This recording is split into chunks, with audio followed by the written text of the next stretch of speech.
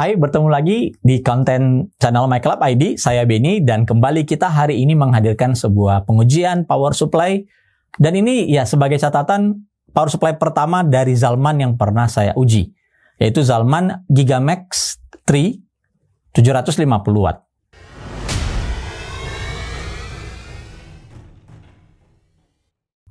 Seperti pada umumnya power supply modern, Zalman Gigamax 3 ini sudah dilengkapi dengan beberapa standarisasi. Kita lihat saja ada sertifikasi efisiensi 80 plus bronze, khusus untuk 230 volt input ya. Lalu kemudian ada juga sertifikasi yang diberikan oleh Cybernetics dengan status silver. Dan untuk tingkat kebisingannya, Cybernetics juga memberikannya sebuah sertifikasi lah untuk Zalman Gigamax 3 750 watt ini. Hal yang menarik bagi saya ketika pertama sekali melihat power supply ini, pertama dia adalah semi modular. Sebenarnya nggak semi modular sih, karena semi modularnya hanya terjadi pada kabel PCIe dan kabel 12 VHPWR atau biasa kita sebut dengan kabel PCIe Gen 5. Sedangkan kabel yang lain, kita lihat saja kabel CPU, kabel molek, kemudian kabel untuk SATA, itu semuanya masih menyatu dengan badan power supply. Ini kami lihat lebih pada efisiensi dari vendor Zalman ini untuk membuat satu cost produksi yang lebih murah. Jadi mereka tidak harus merubah total desain dari sebuah power supply yang mungkin ada sebelumnya. Mereka tinggal menambahkan sebuah sirkuit yang bisa mengakomodasi kabel untuk PCI Express dan kabel untuk 12 VHPWR. Oh iya, tentunya power supply ini karena sudah ada 12 VHPWR-nya, dia sudah mendukung standarisasi ATX 3.0 yang baru. Meskipun ya paling baru tuh ATX 3.1 sih. Tapi sebenarnya bedanya di mana? Kalau kalian ingin tahu tentang ATX 3.1 dan 3.0, silahkan komen. Kita akan coba buat kontennya. Kalau memang banyak yang tertarik untuk mengetahui perbedaan kedua standarisasi yang aneh bin ajaib ini. Seperti biasa kita akan melakukan pengujian untuk inrush current test. Nah, kita sudah ada tambahan sekarang, kita bisa coba di 2 ampere, di 6 ampere, dan di 10 ampere. 2 ampere mewakili 450 VA, 6 ampere mewakili 1300 VA, dan 10 ampere mewakili 2200 VA. Lalu juga kita akan uji seperti biasa dengan dummy loader dengan menggunakan PMD. Kita mulai dengan tes inrush current di 2 ampere, 6 ampere, dan 10 ampere MCB. Kita coba di 2 ampere dulu, kita sudah pasang, dan kita coba hidupkan. Tidak mengalami trip. Dan ketika dihidupkan, 172, power good-nya 172 milidetik.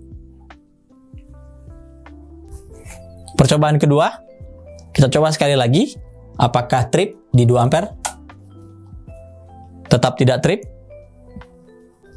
Next, kita coba di 6 ampere, langsung kita hidupkan. Juga otomatis tidak trip ya, karena di 2 ampere saja dia tidak ngetrip, apalagi dengan MCB yang lebih besar. Terakhir kita coba di MCB 10 ampere, ya harusnya juga nggak ada masalah sih. Ya, tetap bisa bekerja dengan baik. Seperti biasa, Zalman Gigamax 3 750 watt kita akan uji di dummy loader yang biasa kita pakai. Kita lengkapi dengan PMD USB dan teman-teman bisa melihat kondisi dari rail tegangan di softwarenya yang kami tampilkan di monitor. Dan kita akan mulai melakukan load sesuai dengan spesifikasi yang ada. Untuk 12 volt, power supply ini memiliki single rail dengan total 62,5 ampere. 5 volt dan 3,3 itu masing-masing di 20 ampere yang akan kita load setengahnya saja, yaitu 10 ampere. 5 VSB-nya ada di 3 ampere. Dan minus 12-nya ini udah nggak banyak kepakai, yaitu di 0,3 ampere. Ya, ini sudah kita load. Kita load pelan-pelan aja ya. Kita samakan dulu untuk 5 dan 3,3. 10 ampere keduanya. Sekarang yang load di 12 voltnya itu 20 ampere, 30 ampere, 40 ampere, 50 ampere, 60 ampere, 62,5. Ya, ini adalah kondisi full dari spesifikasi si power supply ini. Kita lihat tegangannya masih sangat bagus di 12 voltnya ada di 12, sekian ya. Lalu ini input di 220 volt ya. Kita masih uji di 220 volt. Dan kalau kita perhatikan Power faktornya itu 1,00. Sangat sempurna sekali power faktor correction-nya. Dan konsumsi daya saat ini ada hampir mendekati 900 watt.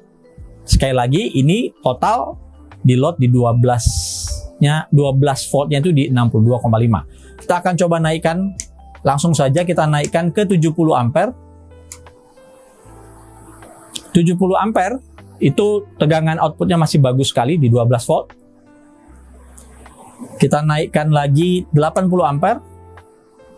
Di 80 ampere konsumsi dayanya sudah 1130-an watt. Dan kita lihat tegangan output 12 voltnya juga masih oke sekali. Ya. Kita naikkan lagi menjadi 90 ampere. 90 ampere ini sudah mencapai 1270-an watt. Karena kita tidak punya 10 ampere lagi, kita akan load dia di 94 dulu. 94 ampere. 1340-an watt yang diambil dari PLN dan tegangannya juga ya masih ada di 11,8. Sekali lagi ini bukan ripple ya, ini adalah fluktuasi. Kalau ripple kita harus mengukurnya menggunakan osiloskop dan kami belum punya. 94 kita tambah 96, hampir 1390 watt, sudah 1390 watt. Kita tambahkan lagi menjadi 98 ampere. Ini udah 100 ampere malah. 1465. 80, sorry, sebentar ya. 10, 20, 30, 40, 50, 60, 70, 80, 90. Ini 100 ampere. Tegangannya masih 11,9, 11,8 dan udah hampir mendekati 1500 watt. Dan dia cut off. Nggak tahu ini cut off atau mati nih. Yang pasti nggak ada bau-bau terbakar ya.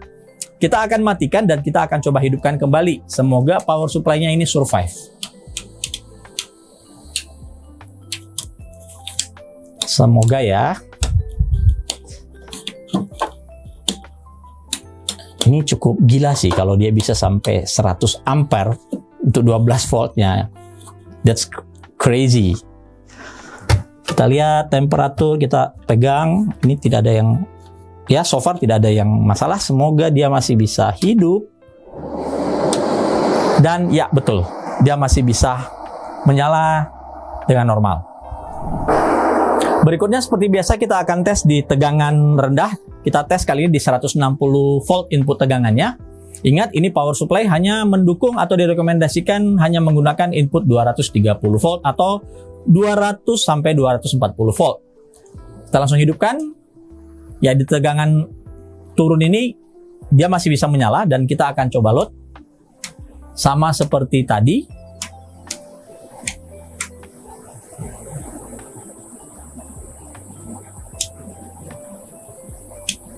Ya, 20, 30, 40, 50, 60 dan 62. Ya, berfungsi dan berjalan dengan baik. Hal yang pertama buat kami takjub adalah kemampuan power supply ini meload 12 volt di 100 ampere sebelum akhirnya cut off ya. Cut off itu artinya proteksinya berjalan. 100 ampere untuk 12 volt, kalau kita kali 12 volt itu udah 1200 watt. Tidak salah kalau saya bisa katakan ini adalah the real power supply overclock dalam tanda kutip. Termsnya dari sisi daya. Kemampuan daya yang dia bisa berikan itu melebihi dari apa yang di-rating oleh si Zalman sendiri. Dan proteksinya bekerja dengan baik. Meskipun dengan catatan kita mengetesnya dalam waktu yang singkat. Tegangan rel 12 voltnya yang sangat sensitif ya untuk semua komponen komputer saat ini itu masih di range yang cukup baik. Lalu ada garansi 5 tahun yang diberikan oleh Zalman sebagai bukti yang ya meyakinkan lah untuk konsumennya bahwa power supply ini bisa digunakan paling tidak 5 tahun sesuai dengan spesifikasinya ya, bukan melebihi spesifikasinya. Buat teman-teman yang ingin merakit sebuah PC yang menggunakan kartu grafis RTX terbaru mungkin 4070 ke atas, saya bisa merekomendasikan power supply ini hingga RTX 4080 ya, dengan melihat kemampuannya tadi. Jadi tidak harus mengambil power supply dengan kapasitas atau wattage yang lebih besar, karena dari tes saya yakin bahwa ini masih bisa di-handle. RTX 4080 masih bisa di-handle. 4090 maybe, tapi ya terus terang saya tidak bisa rekomendasikan untuk kartu grafis yang tercepat yang dari Nvidia ini. Kami juga ingin memberikan masukan kepada Zalman. Di websitenya untuk spesifik produk ini itu mencantumkan kapasitor Jepang. Tetapi pada gambar yang ada di sampingnya yang kami tampilkan berikut ini, itu tulisannya jelas made in Taiwan ya.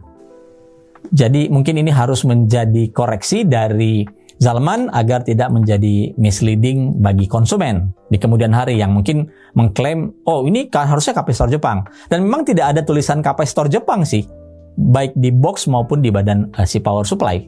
Tidak ada informasi mengenai kategori atau jenis kapasitor yang digunakan. Power supply modern menurut kami saat ini harusnya sudah memenuhi standarisasi minimum ATX 3.0, memiliki kabel 12 VA/PWR atau yang baru 12 volt 2x6, rumit banget padahal itu barang yang sama sebenarnya, atau biasa disebut dengan ATX 3.1 dan PCIe Gen 5.1 ya. Tapi buat saya itu keduanya kurang lebih sama sih, nggak banyak perbedaannya. Itu adalah syarat yang kedua. Kemudian rail tegangan 12 volt itu bagi saya itu sudah mutlak sekarang harus single rail 12 volt. Ini pandangan saya pribadi. Mengingat perkembangan prosesor dan GPU yang semakin hari semakin membutuhkan daya yang besar, dan juga ingat ada faktor power excursion di mana terkadang baik itu prosesor maupun GPU itu meminta daya hingga 200% daripada apa yang sebenarnya dia butuhkan. Dan ini berjalan atau dibutuhkan pada satuan waktu mikrodetik, bukan lagi milidetik. Jadi overall, saya pribadi cukup puas dengan kemampuan Zalman Gigamax 3 750 watt ini. Saya bisa rekomendasikan untuk teman-teman yang ya mencari satu power supply yang cukup decent, terjangkau dari sisi harga, dan sudah mendukung standarisasi modern yang sekarang maupun di masa depan. Sampai bertemu di konten My Club ID berikutnya.